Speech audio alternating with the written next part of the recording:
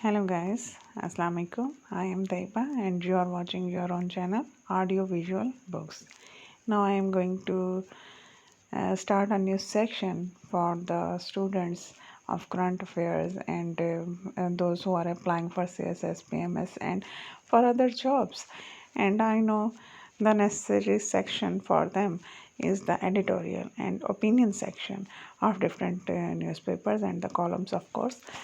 And so I'm going to read for you the Daily Dawn editorials and opinions so that if you don't get time to uh, read it by yourself, then you can listen it at any time when you got free or while doing your routine works and while driving and all the others.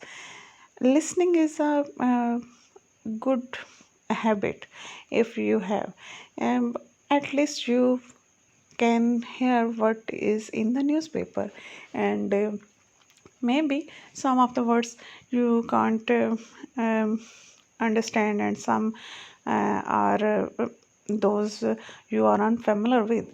But believe me, if you listen it regularly, you can understand what is its meaning and what the word is. Uh, what is the word meaning in the whole sentence?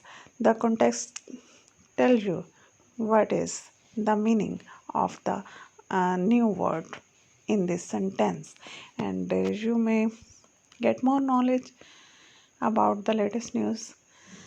So, with all the I can understand the boring lecture, let's start our main topic, that is opinion. The latest opinion in the dawn on the dawn side is man for all seasons. So let's start.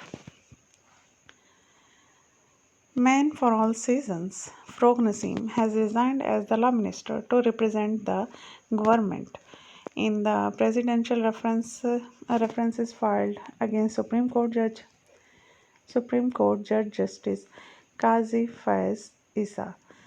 This act of his seems to be the part of a habit. Last year, he resigned from his portfolio to represent Army Chief General Karmal Bajwa in the case of the later extension. He was promptly sworn back into the cabinet after the case was over.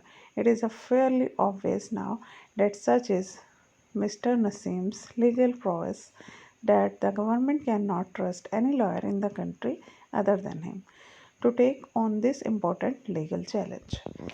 The credit for this indispensability cannot be taken away from Mr. Nassim, who has shown repeatedly that he is the man who wears many hats.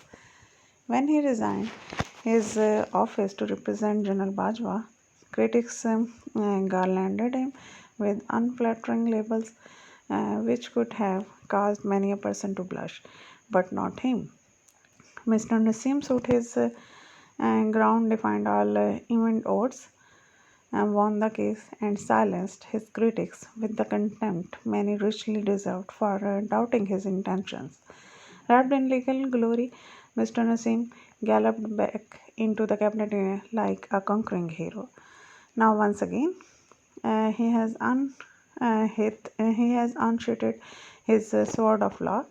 Um, he has unsworded with the donned his judicial ornaments, straddled his statutory installation, and cantered out of the cabinet straight into the battlefield of the Constitution Avenue.